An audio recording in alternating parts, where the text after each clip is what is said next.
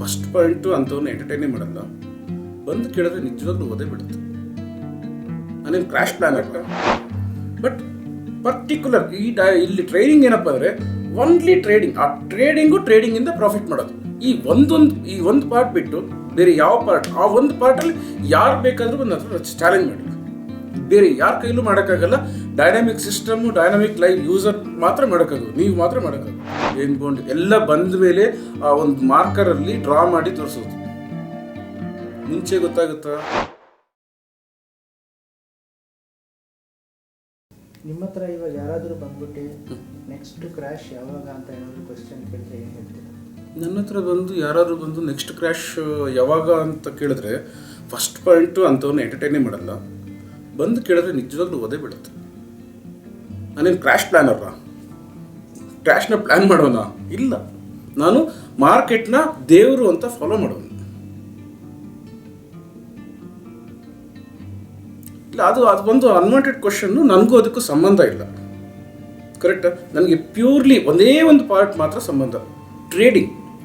ಅದಕ್ಕೆ ರಿಲೇಟೆಡ್ ಇನ್ನು ಎಷ್ಟೋ ಏನೇನೋ ಎಜುಕೇಷನ್ ಇದ್ರೂ ಅದಕ್ಕೂ ನನಗೂ ಸಂಬಂಧ ಇಲ್ಲ. ಟ್ರೇಡಿಂಗು ಅದರಲ್ಲಿ ಪ್ರಾಫಿಟ್ ಬೇಕು. ಅದಕ್ಕೆ 28 ಸ್ಟ್ರಾಟಜೀಸು, 28 ಥರ ಡ್ರಾಮಾಸ್ ನಡೀತಾ ಇರೋದು ವರ್ಲ್ಡಲ್ಲಿ. ಕರೆಕ್ಟಾ? ಬಟ್ ಪರ್ಟಿಕ್ಯುಲರ್ ಇಲ್ಲಿ ಟ್ರೇಡಿಂಗ್ ಏನಪ್ಪ ಅಂದರೆ ಓನ್ಲಿ ಟ್ರೇಡಿಂಗ್. ಆ ಟ್ರೇಡಿಂಗಿಂದ ಪ್ರಾಫಿಟ್ ಮಾಡೋದು.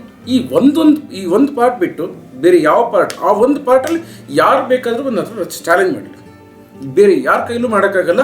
Dynamic system, dynamic live user ಮಾತ್ರ ಮಾಡೋಕ್ಕಾಗೋದು, ನೀವು ಮಾತ್ರ ಮಾಡೋಕ್ಕಾಗೋದು.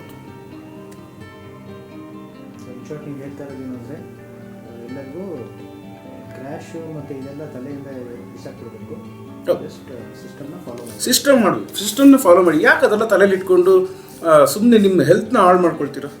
ಆ ಎಮೋಷನ್ಸು, ನೆಗೆಟಿವ್ ಎಮೋಷನ್ಸ್ ಸ್ಟಾರ್ಟ್ ಆಗಿಬಿಡುತ್ತೆ, ಸ್ಟ್ರೆಸ್ಸು. ಅದರಿಂದ ಮತ್ತೆ BP, ಶುಗರು, ಮತ್ತು ಇನ್ನೂ ಹಾರ್ಟ್ ಅಟ್ಯಾಕ್ ಆಗೋದು, ಏನೇನೋ ಪ್ರಾಬ್ಲಮ್ಸ್. ಆಮೇಲೆ ಫ್ಯಾಮಿಲಿನೇ ಸ್ಪಾಯ್ಲ್ ಆಗಿಬಿಡುತ್ತೆ. ನೀವು ಮೆಂಟಲಿ ಎಫೆಕ್ಟ್ ಆಗ್ತಾನೆ ಇರುತ್ತಲ್ಲ ನಿಮಗೆ. ಈಗ ಏನಾಗ್ಬಿಟ್ಟಿದೆ, ಒಂದು ಪ್ಯಾಷನ್ ಆಗಿಬಿಟ್ಟಿದೆ. ಈ ಟ್ರೇಡ್ ಮಾಡೋಕ್ಕೆ ತಾಕತ್ತಿಲ್ಲದೆ ಇರೋರು ಏನೋ ಒಂದು ವರ್ಡ್ ಸಿಕ್ತು ಅಂತ ಬರ್ಕೊಂಡ್ಬಿಡ್ತಾರೆ. ಏನು, ಮಾರ್ಕೆಟ್ ಅಪ್ ಆಗಲಿ, ಡೌನ್ ಆಗಲಿ, ರೇಂಜ್ ಬೌಂಡ್ ಆಗಲಿ, ನಿಮಗೆ 87% ಆ್ಯಾವ್ರೇಜ್ ಪ್ರಾಫಿಟ್ ಬರುತ್ತೆ, 92% ಆ್ಯಾವ್ರೇಜ್ ಪ್ರಾಫಿಟ್ ಬರುತ್ತೆ ಅಂತ. ನೋಡಿ, ಏನು ಗೊತ್ತಾ, ಈಗ ಸರಿ ಮಾರ್ಕೆಟ್ ಅಪ್ಪು ಡೌನು ಎಲ್ಲ ಓಕೆ, ಕ್ಲಿಯರ್.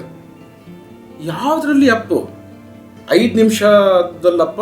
ನೋಡಿ, ಒಂದು ಕ್ವಾರ್ಟರ್ಲಿಗೆ ಒಂದು ಕ್ಯಾಂಡಲ್, ಅದರಲ್ಲಿ ಅಪ್ ಅಂದರೆ ನಿಮ್ಗೆ ಅಪ್ ಅಂತ ಗೊತ್ತಾಗೋದು ಯಾವಾಗ? 3 ತಿಂಗಳಾದಮೇಲೆ, ಇಲ್ಲ 6 ತಿಂಗಳಾದಮೇಲೆ, ಇಲ್ಲ ವರ್ಷ ಆದಮೇಲೆ, 4 ಕ್ಯಾಂಡಲ್ ಬಂದಮೇಲೆ, ಇಲ್ಲ 40 ಕ್ಯಾಂಡಲ್ ಬಂದಮೇಲೆ. ಕರೆಕ್ಟಾ? ಚಾರ್ಟಿಂಗ್ ಸಾಫ್ಟ್ವೇರ್ ಕೌಂಟಲ್ಲಿ ತಿರ್ಗಾ ಸೇಮ್ ಡೌನು ಅದೇ ಥರ. ರೇಂಜ್ ಬೌಂಡ್ ಅನ್ನೋದು ಯಾವಾಗ, ಹೆಂಗೆ ಗೊತ್ತಾಗುತ್ತೆ? ಯಾವುದರಲ್ಲಿ ರೇಂಜ್ ಬೌಂಡು? 5 ನಿಮಿಷದಲ್ಲ, 3 ತಿಂಗಳಲ್ಲ, 1 ತಿಂಗಳಲ್ಲ, 1 ವೀಕ್ ಅಲ್ಲಿ ರೇಂಜ್ ಬೌಂಡ? 1 ವೀಕಲ್ಲಪ್ಪ ಡೌನಾ? ಇಲ್ಲ 1 ಡೇ ಡೈಲಿ EOD ಅಲ್ಲ, ಡೈಲಿ ಚಾರ್ಟ್ ಅಲ್ಲ, ಇಲ್ಲ 1 ಅವರ್ ಅಲ್ಲ, ಇಲ್ಲ 30 ಮಿನಿಟ್ಸ್ ಅಲ್ಲ, ಇಲ್ಲ 15 ಮಿನಿಟ್ಸ್ ಅಲ್ಲ, ಇಲ್ಲ 5 ಮಿನಿಟ್ಸ್ ಅಲ್ಲ. ಇದು 3 ಇರೋದು ಮಾರ್ಕೆಟಲ್ಲಿ. ಆ್ಯಕ್ಚುಲಿ ಮಾರ್ಕೆಟಲ್ಲಿ 47 ವೇಸ್ ಇದೆ. ಇದು 3 ಈಸಿಯಾಗಿ ಎಲ್ಲೋ ಸಿಕ್ತು, ಯಾರೋ ಬರೆದಿದ್ರು, ಅದನ್ನೆಲ್ಲ ಕಾಪಿ ಮಾಡ್ಕೊಂಡು ಅಪ್ ಆಗಲಿ, ಡೌನ್ ಆಗಲಿ, ರೇಂಜ್ ಬೌಂಡ್ ಆಗಲಿ, ನಿಮಗೆ ಇದು ಪ್ರಾಫಿಟ್ ಆಗಿಬಿಡುತ್ತೆ. 2,000 ರೂಪಾಯಿ ಕೊಡಿ ತಿಂಗಳಿಗೆ. ಒಂದು ಅವರ್ಗೆ ಬರುತ್ತೆ. ಯಾಕೆ ಅದು ಮಾಡಬೇಕು? ಕರೆಕ್ಟಾ?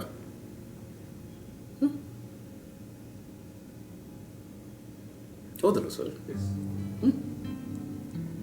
ನಿಜನೇ ಇಲ್ವಾ? ನೀವು ಹೇಳಿ, ಕ್ವಾರ್ಟರ್ಲಿ ಇವಾಗ ನೀವು ಕೇಳ್ತಾ ಇದ್ದೀರಲ್ವಾ ಎಲ್ಲ ಕಡೆ ಅಪ್ಪು ಡೌನು ರೇಂಜ್ ಬೌಂಡ್ ಅಂತ, ಯಾವುದ್ರಲ್ಲಿ ಅಂತ ನಮಗೊಂದು ಸ್ವಲ್ಪ ಕನ್ಫ್ಯೂಷನ್ ಇದೆ. ಇಲ್ಲ, ಯಾಕೆ ಇದನ್ನು ಹೇಳಿದೆ ಅಂದರೆ, ಯಾವುದು ಆ ಥರ ತಲೆ ಕೆಡಿಸ್ಕೊಳಕ್ಕೆ ಹೋಗ್ಬಿಡಿ. ಯಾವುದು ಅಪ್ಪು, ಯಾವುದು ಡೌನು, ಯಾವುದು ರೇಂಜ್ ಬೌಂಡ್ ಅಲ್ಲ. ರೇಂಜ್ ಬೌಂಡ್ ಎಲ್ಲ ಬಂದ ಮೇಲೆ ಆ ಒಂದು ಮಾರ್ಕರಲ್ಲಿ ಡ್ರಾ ಮಾಡಿ ತೋರಿಸೋದು. ಮುಂಚೆ ಗೊತ್ತಾಗುತ್ತಾ? ಅದೇ ನಿಮಗೆ ಡೈನಾಮಿಕ್ ಸಿಸ್ಟಮ್ ಯೂಸ್ ಮಾಡೋರಿಗೆ, ಡೈನಾಮಿಕ್ ಲೈವ್ ಯೂಸ್ ಮಾಡೋರಿಗೆ ಮುಂಚೆನೇ ಗೊತ್ತಾಗುತ್ತೆ.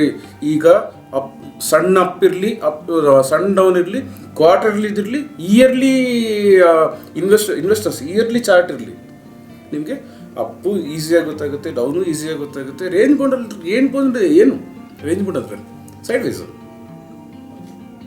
ಮತ್ತು ಎಲ್ಲರೂ ಏನು ಅದಾದಮೇಲೆ ನೋಡಿ ಹಿಂಗೆ ಆಯಿತು ಅಂತಾರೆ. ಬಟ್ ಇಲ್ಲಿ ಬರ್ತಾ ಇರೋಕ್ಕೆ ಮುಂಚೆನೇ ಇನ್ಫಾರ್ಮೇಷನ್ ಇರುತ್ತೆ. ವರ್ಲ್ಡಲ್ಲಿ ಯಾರೂ ಹೇಳೋಕ್ಕಾಗಲ್ಲ.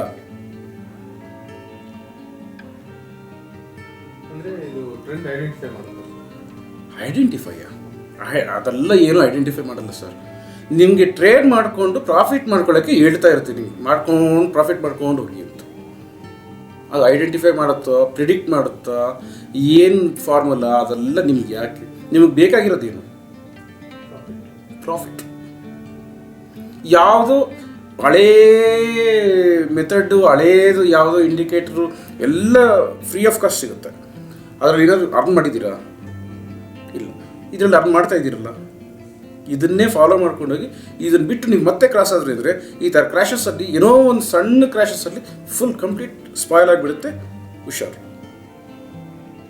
ನೀವು ಹೇಳ್ತಾ ಇರೋದು ಈ ಸಿಗ್ನಲ್ಸ್ ಯಾವ್ಯಾವ ಥರ ಬರ್ತಾ ಇತ್ತು ನಮ್ಮ ಮೆಥಡ್ ಪ್ರಕಾರ. ಫಾರ್ ಎಕ್ಸಾಂಪಲ್ ಅಪ್ ಇದ್ದರೆ ನೀವೇನು ಮಾಡಬೇಕು, ಡೌನ್ ಸಿಗ್ನಲ್ ಬಂದರೆ ನೀವೇನು ಮಾಡಬೇಕು, ಸೈಡ್ ವೇಸ್ ಸ್ಟಾರ್ಟ್ ಅಂತ ಇದ್ದರೆ ನೀವೇನು ಮಾಡಬೇಕು, ಸೈಡ್ ವೇಸ್ ನಾವು ಅಂತ ಇದ್ದರೆ ನೀವೇನು ಮಾಡಬೇಕು, ಆ ಥರ ಅದನ್ನು ಅದು ಮೆಥಡಲ್ಲಿ ನೀವು ತಿಳ್ಕೊಂಡು ಹೋಗ್ತೀರಾ. ಬಟ್ ಈ ಕ್ರ್ಯಾಶಸ್ಸಲ್ಲಿ ಹೆಂಗೆ ಮಾಡಬೇಕು? ಈಗ ಕ್ರ್ಯಾಶಸ್ಸಲ್ಲಿ ಜಸ್ಟ್ ಫಾಲೋ ಮಾಡ್ಕೊಂಡು ಹೋಗಬೇಕು. ಇದೇ ಮೆಥಡ್ನ ಫಾಲೋ ಮಾಡ್ಕೊಂಡು ಹೋಗಬೇಕು. ಈಗ ನೀವು ಕ್ರ್ಯಾಶಸ್ ಅನ್ನೋದು ಥಿಂಕ್ ಮಾಡಬೇಡಿ.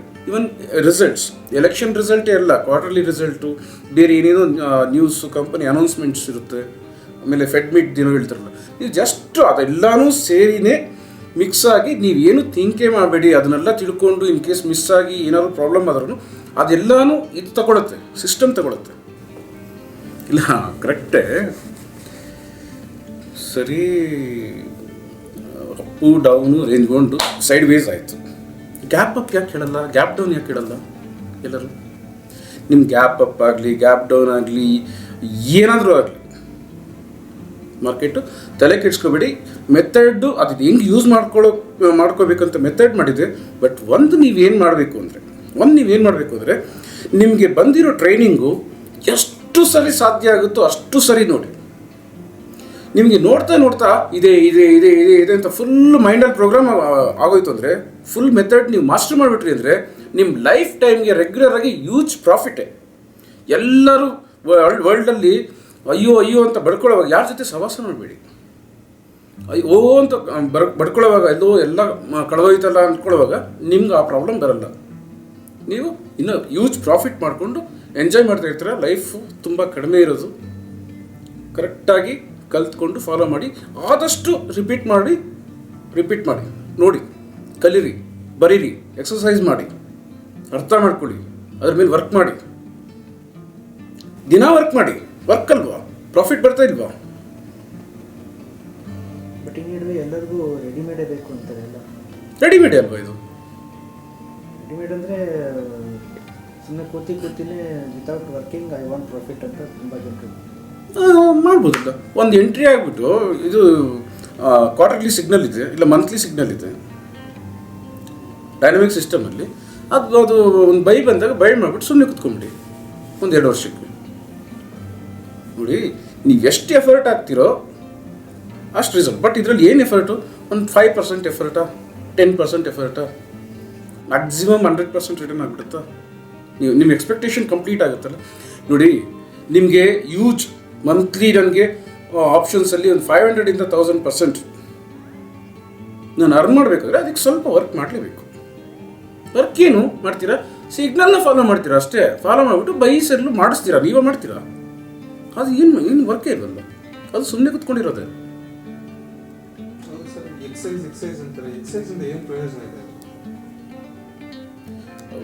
ಈಗ ನೀವು ಬಾಡಿ ಎಕ್ಸಸೈಸ್ ಮಾಡ್ತೀರಾ,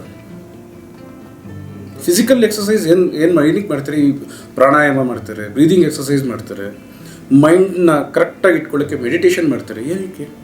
ಮೈಂಡ್ನ ಕರೆಕ್ಟಾಗಿರೋಕ್ಕೆ ಮೆಡಿಟೇಷನ್ನು, ಫಿಸಿಕಲ್ನ ಕರೆಕ್ಟಾಗಿ ಇಟ್ಕೊಳ್ಳೋಕ್ಕೆ ಪ್ರಾಣಾಯಾಮ, ಸಮ್ ಯೋಗ, ಸಮ್ ಎಕ್ಸಸೈಸ್. ಕರೆಕ್ಟಾ?